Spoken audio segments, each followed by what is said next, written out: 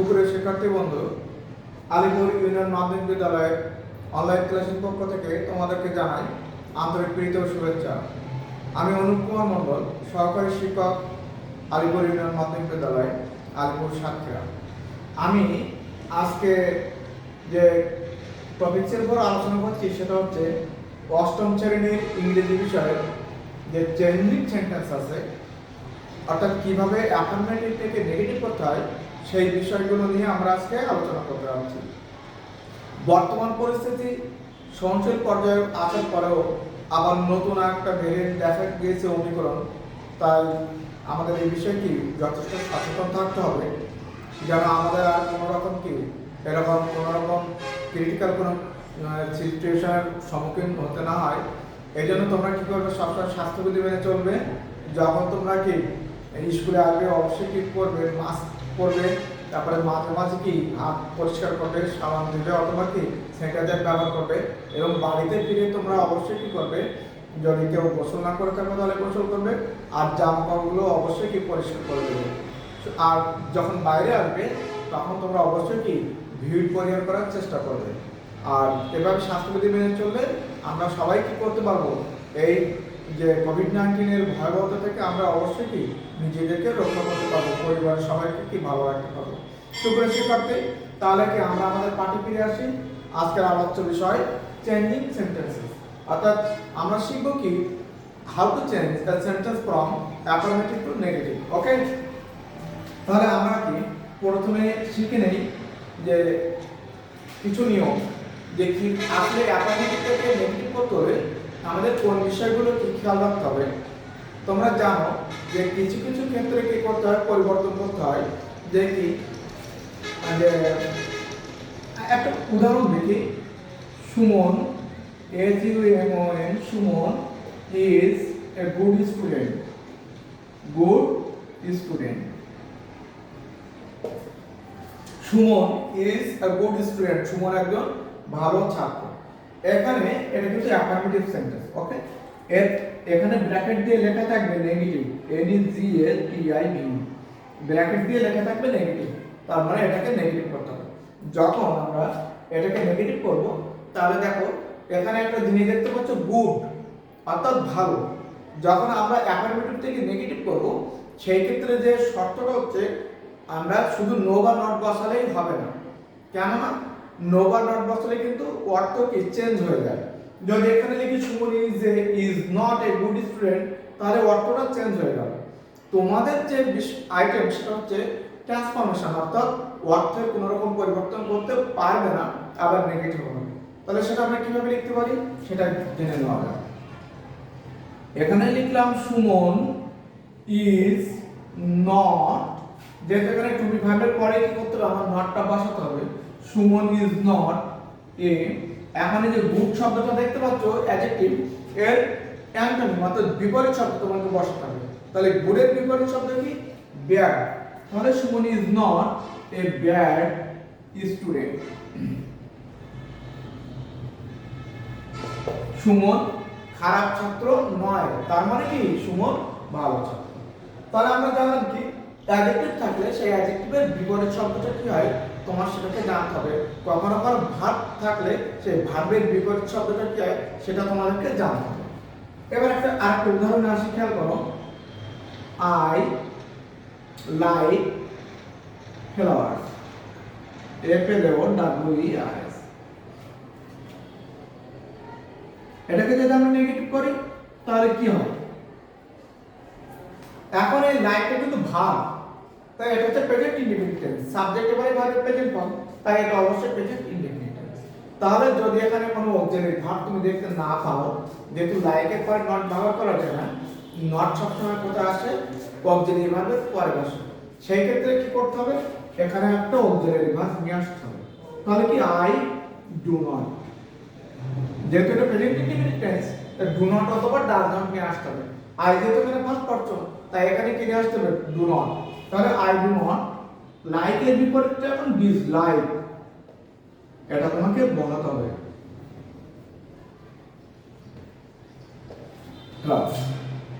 তাহলে কি হলো, আই লাইক ফ্লাওয়ার্স, আমি ফুল পছন্দ করি। আর আমি লিখলাম I do not dislike flowers, আমি ফুল অপছন্দ করি না, তাহলে কি অর্থ একই থাকবে।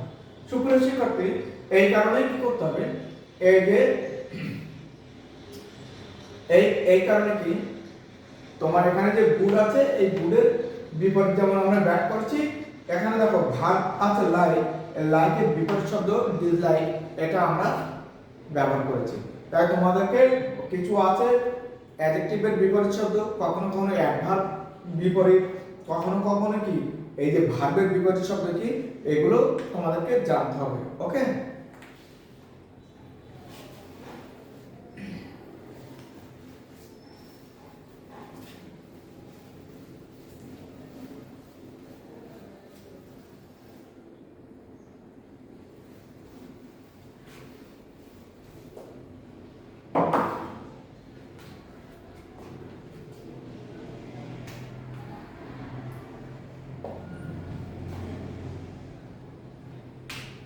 এবার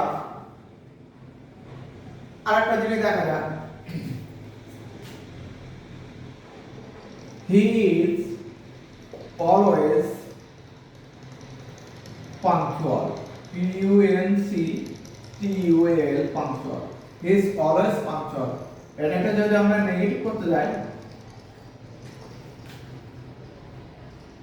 তাহলে আমরা কি করতে হবে, এখানে আছে হি ইজ, অলওয়েজ এর বিপরীত কি, অলওয়েজটা অ্যাডভার্ব, এর বিপরীতটাও জানতে হবে, হি ইজ নেভার,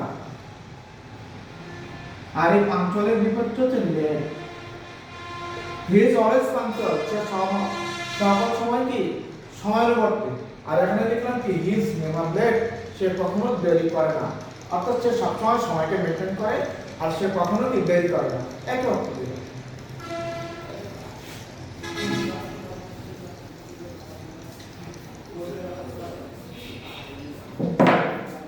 এখন কিছু নিয়ম আছে যেগুলো আমরা জানবো, যেমন একটা লিখি, অনলি থাকলে আমরা যেটা অনলি থাকলে কি হয়, নান বাট অথবা নাথিং বাট হয়, অনলি থাকলে কি হয়, নান বাট অথবা কি নাথিং বাট,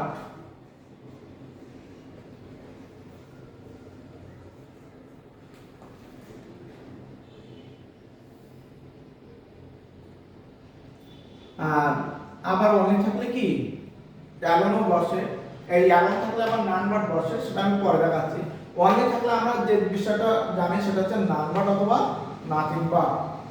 একটা উদাহরণ লিখলে বলা যাবে, only god can help us, save us, sorry, can save us।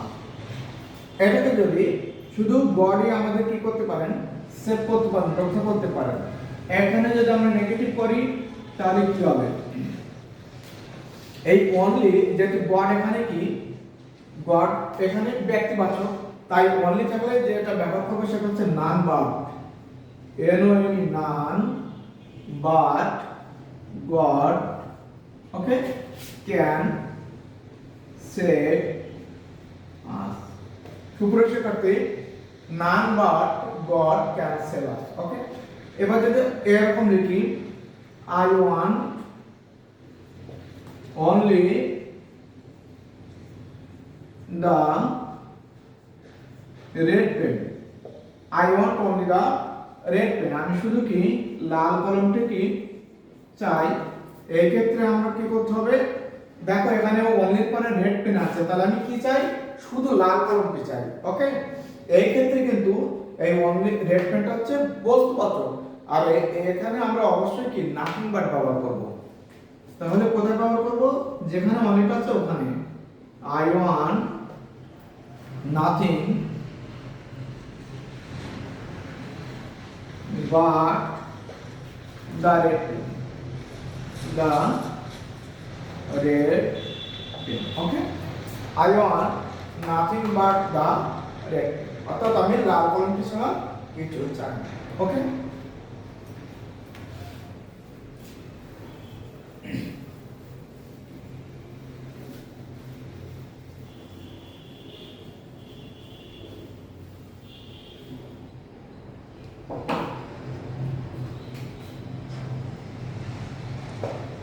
everybody every দিয়ে একটু জেনে নিই everybody loves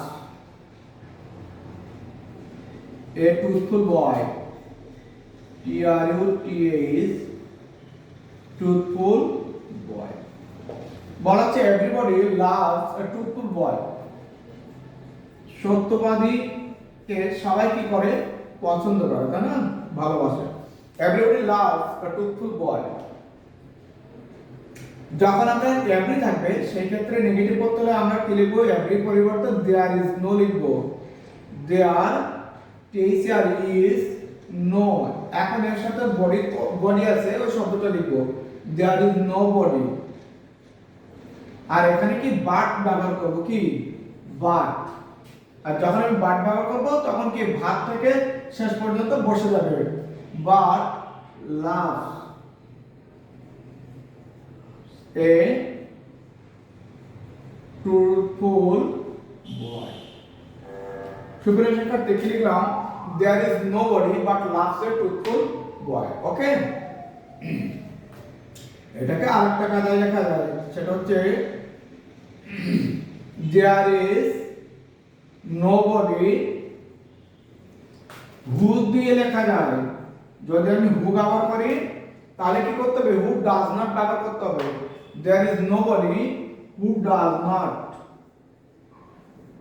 তখন লাভ আসবে who does not যেহেতু does দিয়েছি তাই লাভ আসবে who does not love a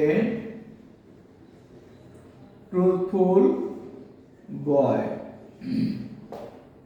সুপ্রিয় শিক্ষার্থী খেয়াল করো there is nobody who does not love a truthful boy মানে কি এমন কেউ নেই যে একজন সত্যবাদী কি ছেলেকে ভালোবাসে না ওকে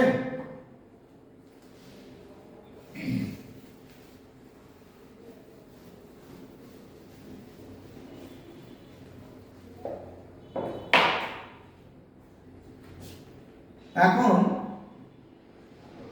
এবার আমরা জেনে নিই কি মাস্টটা কি হবে you must do the work you must do the work এটাকে যদি নেগেটিভ করি তাহলে মাস্ট থাকলে আমাদের কি ব্যবহার করতে ক্যান নট বাট মাস্ট থাকলে ক্যান নট বাট তাহলে you cannot but do the work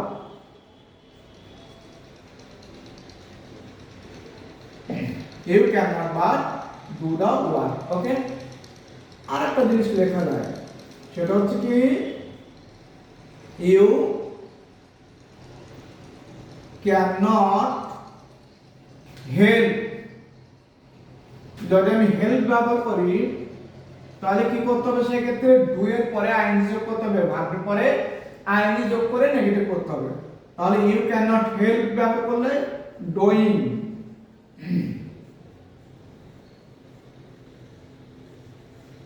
সুপ্রিয় শিক্ষার্থী এবার কাল করা আমরা যেটা মাস্টের ক্ষেত্রে লিখেছি you must do the work you cannot but do the work যদি আমরা কি হেল্প ব্যবহার করি তাহলে কি হবে you cannot help but তাহলে কি এখন হেল্প দিলাম তাহলে হেল্প লিখলে কি করতে হবে ভার্বের শেষে আইএনজি যোগ করতে হবে তাহলে you cannot help doing the work ওকে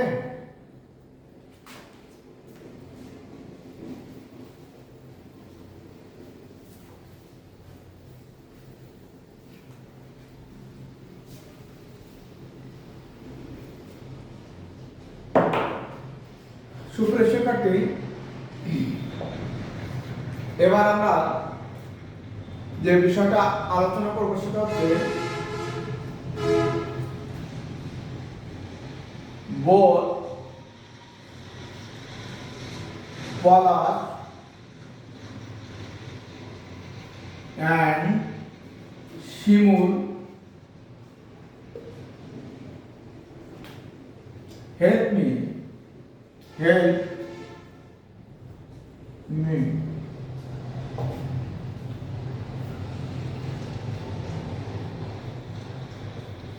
কি লিখেছে both Palash and Shimul help me, যখন এই বোথ থাকবে এটাকে যদি আমরা নেগেটিভ করতে যাই তাহলে কি লিখব? Not only. কিভাবে করব? Not only, not only Palash, not only Polash but also Shimul help me.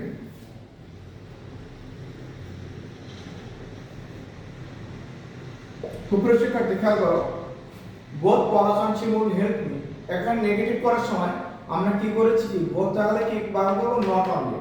তাহলে নট অনলি পলাশ, শুধু পলাশ নয়, বাট অলসো শিমুল, শিমুলও হেল্প মি, আমাকে সাহায্য করেছিল। শুধু পলাশ নয়, শিমুলও আমাকে সাহায্য করেছিল। তার মানে পলাশ এবং শিমুল উভয়ই আমাকে সাহায্য করেছিল। ওকে, তাহলে বোথ তাহলে কি লিখলাম? Not only but also.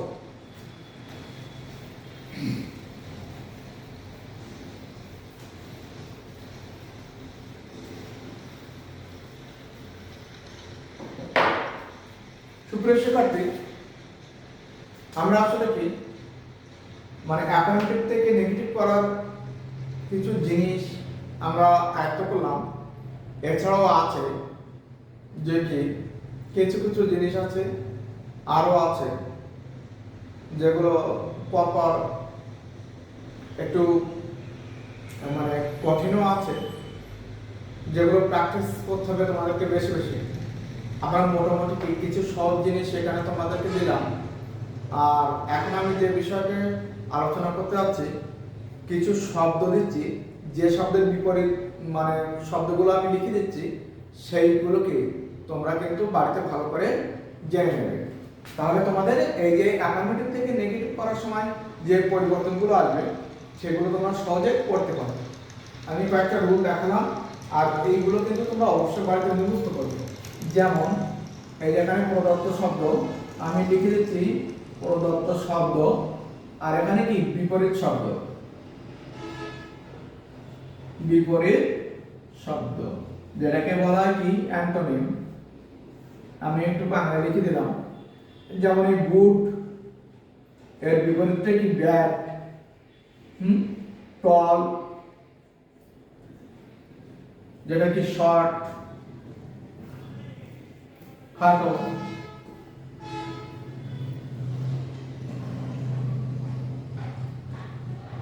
Beautiful, আগলি। বুঝতে পারছো কি? গুড, ব্যাড, টল, লম্বা, শর্ট, খাটো, বিউটিফুল, সুন্দর, আগলি, করছে এরকম। তারপরে কি লাইক, ডিসলাইক, লাইকের বিপরীত dislike, obey, disobey. Good, bad, tall, short, beautiful, ugly, like, dislike, obey, কি ডিসওবে। ঠিক আছে? Honest, HONEST, honest, dishonest, honest, dishonest. Good, bad, tall, short, beautiful, ugly, like, dislike, obey, disobey, honest, dishonest. Punctual, PUNCTUAL, punctual, TUL, punctual. Late, punctual, LAT, late. Okay, তারপর কি never, ever, never, ever কি never. Always, never, always, never.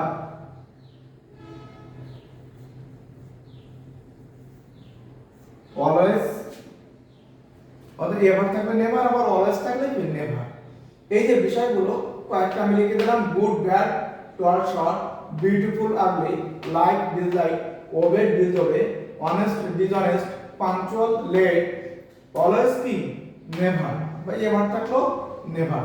এই জিনিসগুলো কিন্তু তোমরা মোটামুটি কি মুখস্থ করবে বাড়িতে। ওকে, তাহলে আজকের ক্লাসটি মোটামুটি শেষ পর্যায়ে। আর পরবর্তী ক্লাস দেখার আমন্ত্রণ জানিয়ে আর তোমাদের দীর্ঘায়ু আর সুস্বাস্থ্য কামনা করে আজকের ক্লাস এখানে শেষ করছি। সবাই ভালো থেকো, সুস্থ থেকো, ধন্যবাদ সকলকে।